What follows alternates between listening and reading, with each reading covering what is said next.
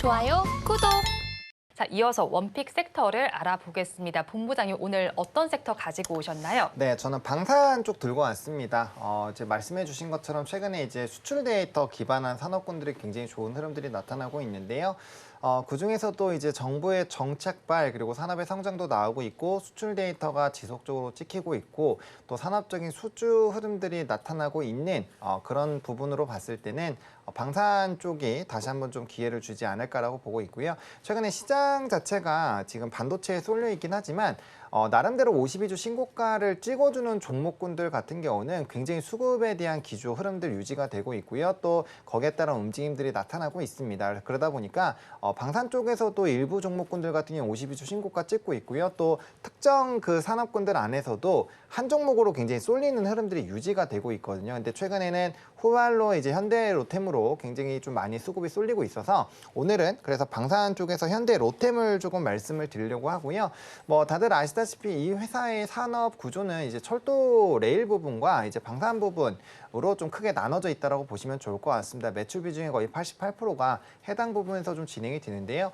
일단 레일 부분에서는 좀 안정적인 실적에 대한 기조가 나오고 또 유지나 보수에 대한 부분이 있다 보니까 안정적으로 실적이 좀 찍히고 있거든요. 게다가 최근에 KTX와 관련된 모멘텀들도 부각이 되고 있기 때문에 레일 사업 부분에서는 상당히 좀 긍정적이다라고 볼 수 있고요. 또 우리가 시장에서 별로 관심이 없어서 그렇지 해외에서도 관련된 수주들을 계속적으로 받아주고 있는 상황입니다. 그래서 철도 부분에서는 굉장히 강자다라고 보시면 좋을 것 같고 또 이제 K2 전차라든지 이런 관련된 부분에서 상당히 좀 좋은 흐름들이 나타나고 있는 상황이거든요. 특히나 이제 수출입 은행 한도법이 좀 높아지다 보니까 관련된 부분에서 폴란드 2차 수주에 대한 기대감이 굉장히 높아지고 있는 상황이고 사실 이게 좋은 이슈는 아니지만 여전히 지정적 리스크에 대한 확대의 움직임들이 나타나고 있습니다. 뭐 러시아와 우크라이나도 계속적으로 진행이 되고 있고 특히나 최근에는 중동발 부분에서 이슈가 부각이 되고 있는데 이렇게 지정학적 리스크가 끝나지 않고 유지가 되면은 정부의 정책 자금들이 계속적으로 높아지게 됩니다. 그리고 사실 방위 산업에서 가장 큰 역할을 해주고 있는 뭐 미국이나 중국 같은 이런 수출 대국의 흐름들로 보더라도 역대 최고의 방산 정책 자금들이 지금 쏟아져 있는 상황이거든요. 그러다 보니까 관련된 나라들에서도 추가적인 이런 정책 자금들이 선택이 될 확률이 높고 거기에 따른 수주 모멘텀들이 굉장히 높아질 수 있다라고 보시면 좋을 것 같습니다.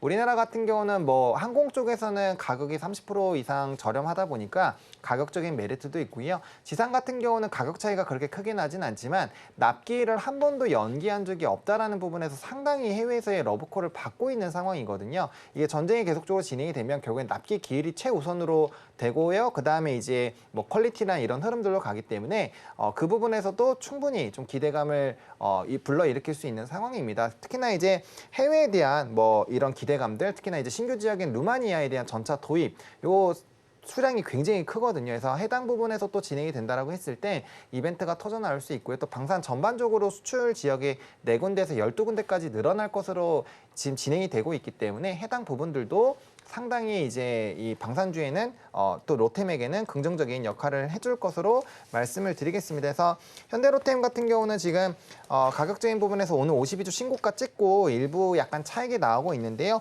기세 유지가 될 거라고 보고 있고요. 목표가는 일단 45,000원 보고 있습니다. 이게 이제 이전 직전의 고점 라인인데 해당 부분 뚫어주면 물량이 하나도 없습니다. 그리고 이전 고점을 월봉을 바탕으로 강하게 좀 뚫어준 상황이기 때문에 추가적인 연속성 충분히 나올 것 같고요. 아마 신고가 랠리 계속적으로 이어질 거라고 보고 있어서 1차로 45,000원, 2차로 5만 원까지 보시면 좋을 것 같고요. 손절 라인 같은 경우는 36,000원으로 말씀을 드리겠습니다. 해당 부분이 깨지게 되면은 이전 직전 고점의 밴드 하단 라인이 다시 깨지는 거기 때문에 시간적인 부분이 좀 필요할 수 있어서 그때 비중 조절이나 혹은 2차 매수에 대한 시장 라인으로 좀 한번 설정해 보시면 좋을 것 같습니다. 원픽 종목으로 현대로템을 가지고 오셨습니다. 매수하실 가격 현재가로 잡아주셨고요. 목표 주가는 1차적으로 45,000원, 2차적 5만 원까지 열어두셨고요. 손절 라인 36,000원 제시를 해주셨습니다.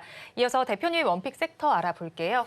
네, 섹터는 반도체 섹터예요. 아무래도 이제 외국인들이 많이 사고 있는 반도체 업황 사이클 이제 바닥치고 실적이 이제 흑자로 다 전환이 되고 있는 그런 상황입니다.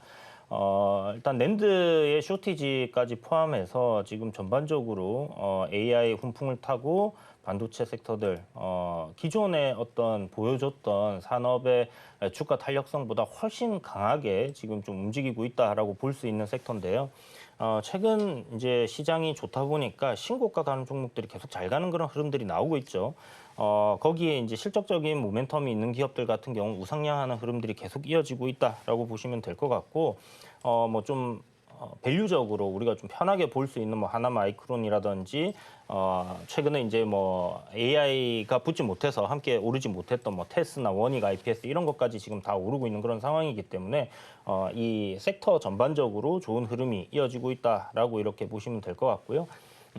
이 AI 관련해서 반도체 섹터에 훈풍이 부는 이 부분, 그러니까 주도 섹터로서 반도체가 자리를 잡은 지 꽤나 됐는데 지금 그 주도권을 놓지는 않고 있거든요. 그래서 이 흐름은 저는 좀 계속 진행될 가능성은 있지 않겠나라는 생각으로 이쪽 섹터 여전히 뭐 관심권에 두고 여전히 먹을 구간은 있다 이렇게 생각하고 바라보는 게 좋겠다는 생각을 가지고 있습니다. 네, 반도체 섹터 내에서 그럼 어떤 종목 볼까요?